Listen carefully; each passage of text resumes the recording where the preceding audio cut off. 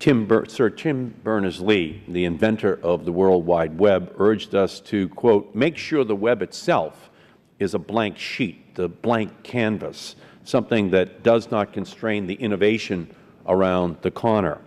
The wonderful thing about the Internet, Sir Tim also reminded us, is that no one needs to ask permission to innovate, to get their voice heard, to launch a new service or a new business enterprise. That is the magic of the Internet. The Internet is the most level playing field for commercial opportunity ever invented. It is the most successful communication and commercial medium in history. It is the lifeblood of the world economy.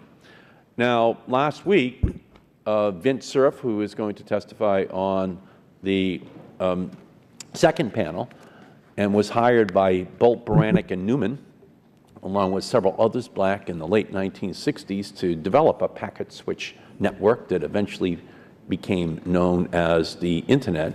He wrote just last Thursday in the New York Times, the decisions taken in Dubai in December have the potential to put government handcuffs on the net. To prevent that and keep the Internet open and free for the next generation, we need to prevent a fundamental shift in how the Internet is governed. Do you think that can happen in Dubai, Ambassador Vervee? I think it could happen, but I think it's very unlikely to happen. And one of the reasons it's very unlikely to happen is many of the countries of the world are very alert to the kinds of concerns that Sir Tim mentioned in the hearing in 2007. The Internet is enormously valuable to everyone in the world, and I think it is a fair surmise that almost all of the countries of the world are going to be very anxious not to do anything that might damage it. And of course, that's a large part of the effort we have been and will continue to make, is to point out that there are things that could damage it. What is the motivation, in your opinion, behind what China or Russia might seek to accomplish if they were successful in what they had been proposing? Both of those countries have a concept that they call information security. And their concept of information security is both what we would call cybersecurity, that is a physical protection of their networks, but it goes beyond that to address content that they regard as unwanted. And I think as much as anything else, if at the base, the motivations that Russia and China have involve regime stability, regime preservation, which for them involves preventing unwanted content from being made widely available in their countries. Commissioner McDowell, how do you view this threat from China and Russia and others that seek to retain regime stability and can only really pursue it through an international control of the Internet? For those countries that are offering such ideas that are authoritarian, like the ones you cite, I don't think it's too stark to say their vision of the Internet is to have a tyrannical walled garden. But I think there are a variety of motivations throughout the 193 member states who might find a number of things appealing. It might be purely economic, state-owned, telephone companies charging web destinations on a per-click basis, things of that nature that might be an economic incentive. But for the Chinas and Russias and other authoritarian regimes, I think it's to snuff out political dissent. We actually had to have a hearing here in 1987 when the Federal Communications Commission was actually considering a proposal that would have per-minute charges up on the corner of the screen on the Internet rather than an all-you-can-eat kind of a proposal, which we're glad we beat that back in 1987 so that we could have this chaotic, uncontrollable system that ultimately developed. So, Mr. Ambassador, are you gratified by the response you're receiving from other countries in their alignment with the United States in resisting these proposals coming from totalitarian states? Well, by and large, we are gratified by the responses that we've seen.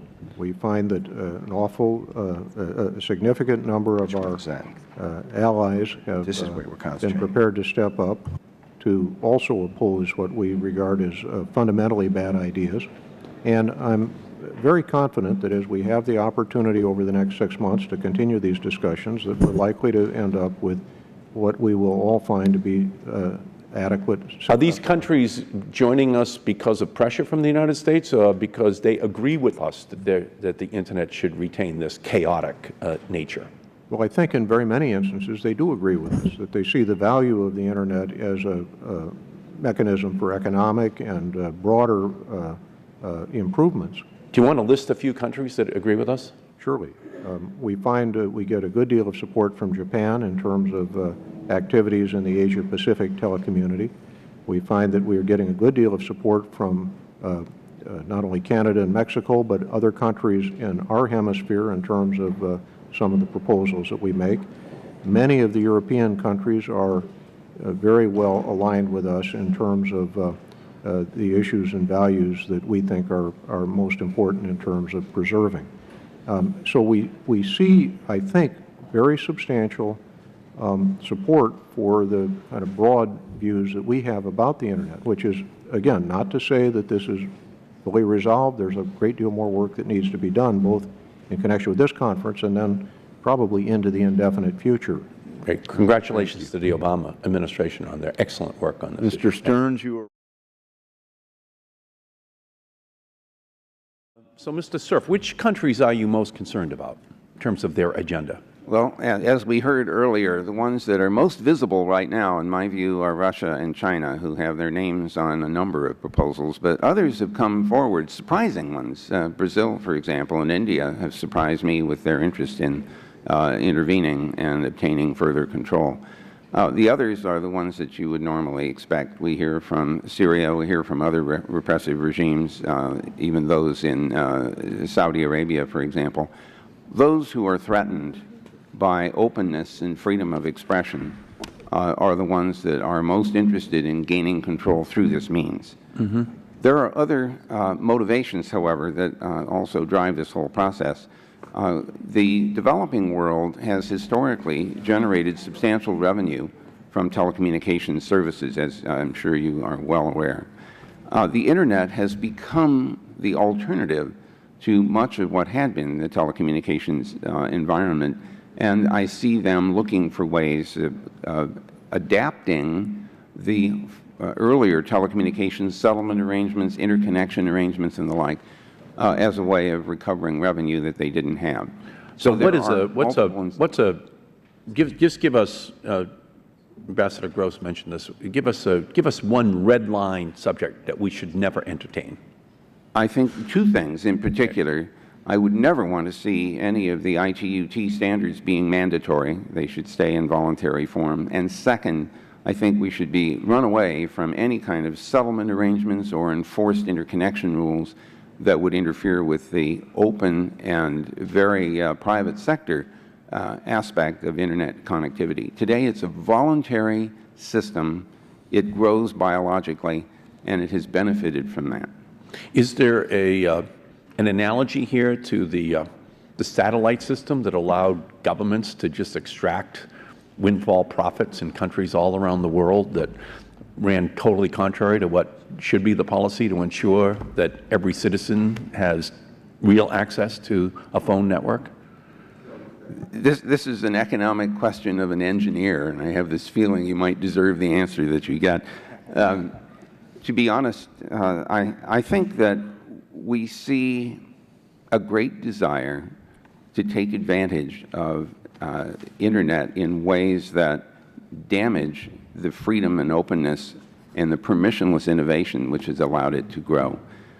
To allow any rules that sequester this innovation and inhibit others would damage the future of the Internet dramatically.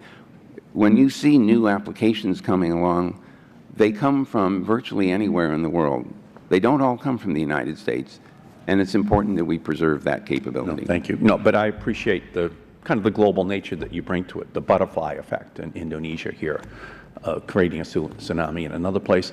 Here in the United States, we'd just say it's Mrs. O'Leary's cow that ultimately burns down the whole city, but that would be too American. You know, you want to give us the global view of, where innovation can occur, where a disaster can emanate from in terms of the impact that it has upon the global Internet system, but that's who you are. That's what this panel is really all about.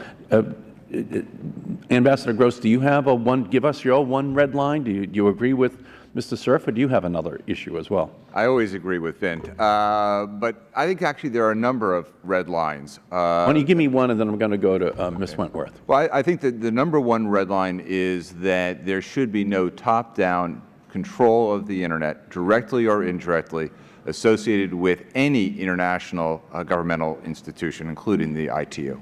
Okay, and Ms. Wentworth, do you have one? We would certainly agree with the comments of Mr. Cerf with respect to making voluntary standards mandatory. That would have considerable impact on the engineering architecture that goes into the Internet.